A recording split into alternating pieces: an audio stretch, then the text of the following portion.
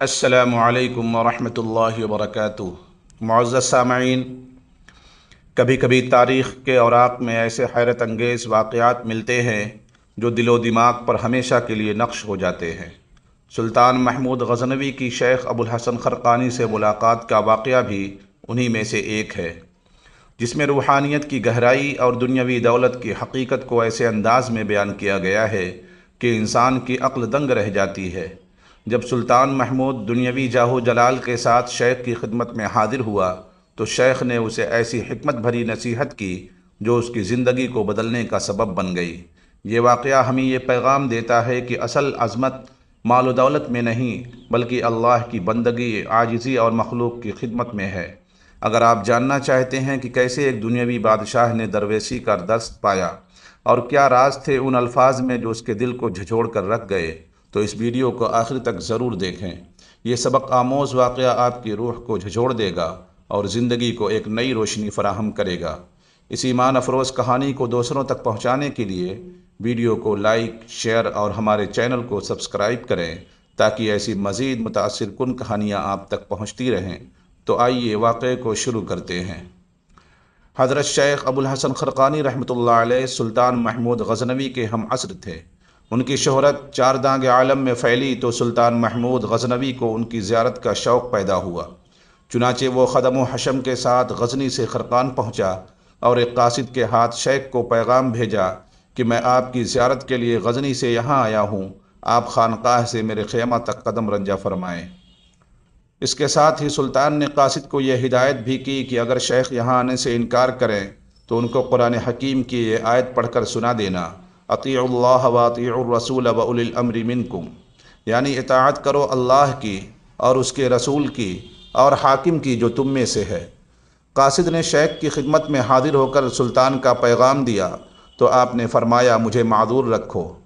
اس نے آیت مذکورہ پڑھی تو فرمایا ابھی میں اطیع اللہ میں ایسا مستغرق ہوں کہ اطیع الرسول کے معاملہ میں نادم اور شرمسار ہوں، پھر اولی الامر منکم کی جانب کیوں کر متوجہ ہو سکتا ہوں۔ قاصد نے واپس جا کر سلطان کو شیخ کا جواب سنایا تو اس پر رقت طاری ہو گئی اور وہ شیخ ابو الحسن کی خدمت میں حاضر ہوا اور ان سے درخواست کی کہ حضرت بایزید بسطامی کے حالات و اقوال سنائیے۔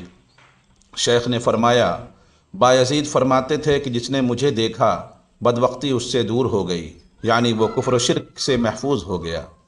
سلطان محمود نے کہا رسول اکرم صلی اللہ علیہ وسلم کو ابو لہب، ابو جہل اور کتنے ہی دوسرے منکروں نے دیکھا، لیکن یہ بدبخت کے بدبخت یعنی کافر ہی رہے، کیا بایزید کا درجہ نعوذ باللہ حضور سے بھی بلند ہے؟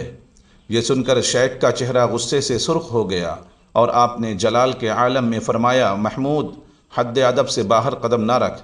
رسول اکرم صلی اللہ علیہ وسلم کو آپ کے صحابہ کرام ہی نے دیکھا تھا، ابو لہب، ابو جہل اور دوسرے کفار نے فی الحقیقت حضور کو دیکھا ہی نہیں۔ کیا تو نے قرآن کریم میں یہ آیت نہیں پڑھی وَتَرَاهُمْ يَنظُرُونَ إِلَيْكَ وَهُمْ لَا يُبْصِرُونَ؟ اے رسول، تو ان کو دیکھتا ہے جو تیری طرف نظر کرتے ہیں حالانکہ وہ تجھ کو نہیں دیکھتے۔ سلطان شیخ کے ارشادات سے بہت متاثر ہوا اور اس نے عرض کیا کہ مجھے کوئی نصیحت فرمائیے۔ شیخ نے فرمایا چار باتوں کا ہمیشہ خیال رکھنا، ایسی چیزوں سے پرہیز کرنا جس سے منع کیا گیا ہے۔ نمبر 2، نماز با جماعت کا اہتمام کرنا۔ نمبر 3، سخاوت اور فیاضی کا معاملہ کرنا۔ نمبر 4، خدا کے بندوں پر ہمیشہ شفقت کرنا۔ سلطان نے کہا میرے لیے دعائے خیر کیجیے۔ شیخ نے دعا کے لیے ہاتھ اٹھائے اور کہا اللہم اغفر للمؤمنین والمؤمنات، اے اللہ سب مؤمنین اور مؤمنات کو بخش دے۔ سلطان نے عرض کیا کہ میرے لیے کوئی خاص دعا فرمائیے۔ شیخ نے فرمایا اللہ تجھ پر رحم کرے اور تیری عاقبت محمود ہو۔ اس کے بعد سلطان محمود نے اشرفیوں کی ایک تھیلی شیخ کے سامنے رکھ دی اور کہا کہ یہ نظر قبول فرمائیے۔ شیخ نے تعجب سے سلطان کی طرف دیکھا اور پھر اس کے سامنے جو کی ایک روٹی رکھ دی اور فرمایا کہ یہ تمہاری دعوت ہے، اس کو تناول کرو۔ سلطان نے بسم اللہ پڑھ کر جو کی روٹی کھانا شروع کی، لیکن پہلا نوالا ہی حلق میں اٹک گیا۔ شیخ نے فرمایا شاید نوالا حلق میں اٹک گیا ہے۔ سلطان نے اس بات میں جواب دیا تو شیخ نے گمبھیر لہجے میں فرمایا تو یہ اشرفیوں کی تھیلی بھی میرے حلق میں اٹک جائے گی، اس کو فوراً اٹھا لو۔ یہ اشرفیاں بادشاہ کی خوراک ہیں، فقیر کے لیے جو کی روٹی ہی نعمت عظمیٰ ہے۔ سلطان محمود نے عرض کیا کہ حضرت سب نہیں تو ان میں سے کچھ اشرفیاں ہی قبول فرما لیں۔ شیخ جلال میں آ گئے اور فرمایا میں دنیا کو طلاق دے چکا ہوں، میرے لیے یہ اشرفیاں حرام ہیں، اس لیے اپنی بات پر اصرار نہ کر۔ یاد رکھ ان اشرفیوں پر نہ تیرا حق ہے نہ میرا، ان کو قوم کی امانت سمجھو۔ اگر یہ قوم کی مرضی کے بغیر تقسیم کرے گا تو قوم کے مال میں خیانت کرے گا اور اللہ تعالیٰ کا گنہگار بھی ہوگا۔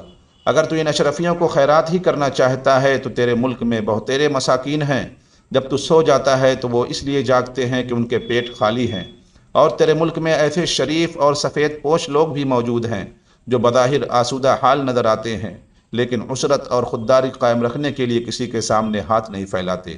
جب قیامت کا دن آئے گا تو تیری قوم کے یہ لوگ تیرا گریبان پکڑ لیں گے کہ تو غیر مستحق لوگوں میں مال بانٹتا رہا اور ہم تیری نظروں سے اوجھل رہے۔ اس وقت تجھے ہر بات کا جواب دینا پڑے گا۔ شیخ کی باتیں سن کر سلطان لرزہ بر اندام ہو گیا اور اس کی آنکھوں سے آنسوؤں کا دریا رواں ہو گیا۔ پھر اس نے عرض کیا کہ آپ مجھ سے کچھ قبول نہیں فرماتے تو مجھے ہی کوئی تبرک عنایت فرما دیجیے۔ شیخ نے فوراً اپنا پیرہن اتار کر سلطان کو عطا فرما دیا۔ جب سلطان نے رخصت کی اجازت مانگی تو شیخ اس کی تعظیم کے لیے اٹھ کھڑے ہوئے۔ سلطان کو شیخ کے رویہ پر بڑی حیرت ہوئی اور اس نے عرض کیا کہ حضرت، جب میں آپ کی خدمت میں حاضر ہوا تھا تو آپ نے میری طرف التفات فرمانا بھی مناسب نہ سمجھا تھا، لیکن اب جو آپ اس طرح میری عزت افزائی کر رہے ہیں اس کا کیا سبب ہے؟ شیخ نے فرمایا، جب تم فقیر کے حجرے میں داخل ہوئے تھے تو تمہارے دل و دماغ میں بادشاہت کی بو تھی اور تم اپنے شاہانہ جاہ و جلال کا مظاہرہ کرنا چاہتے تھے، اس لیے میں نے بادشاہ محمود کی پرواہ نہیں کی تھی۔ اب تم جا رہے ہو تو تمہارا رنگ اور ہے، اب تم ایک درویش اور منکسر المزاج انسان کی حیثیت سے رخصت ہو رہے ہو، اسی لیے میں نے اپنا فرض سمجھا ہے کہ تمہاری تعظیم کروں۔ ایسے انسانوں کی تعظیم نہ کرنا مسلمانوں کا شیوا نہیں ہے۔ معزز سامعین، اللہ والوں کی شان ہی عجیب ہوتی ہے، دنیاوی طمع و لالچ ان سے کوسوں دور ہوتی ہے، اور ایک مومن کی شان بھی یہی ہونی چاہیے کہ وہ دنیاوی لذتوں سے کنارہ کش ہو کر زندگی گزارے۔ اللہ کرے اس واقعے سے ہمیں سبق حاصل ہو، آمین یا رب العالمین۔